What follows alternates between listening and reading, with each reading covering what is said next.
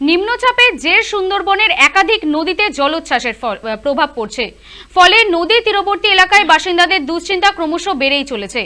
ইছামতি কালিন্দী নদীর জল বিপদসীমার উপর দিয়ে বইছে। আতঙ্কে বসিরহাটের স্বরূপনগর ব্লকের নদী তীরবর্তী এলাকার বাসিন্দারা।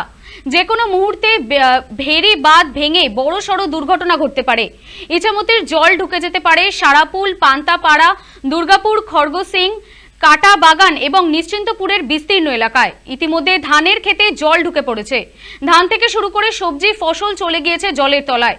স্বরূপনগরের সারাপুল নির্মাণ গ্রাম পঞ্চায়েতে দুর্গাপুর এলাকার বালির বস্তা দিয়ে জল আটকানোর চেষ্টা চলছে। পাশাপাশি কালিন্দী, রায়মঙ্গল, বেদনী, ছোট কলাগাছি নদীর জল ক্রমশই বাড়ছে।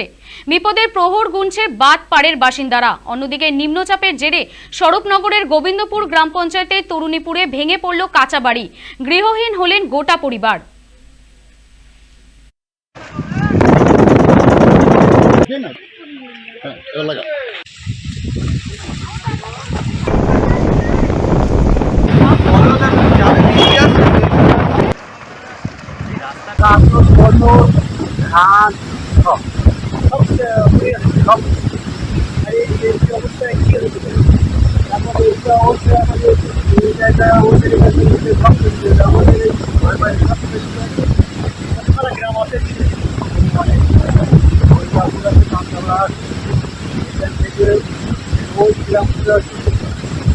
সব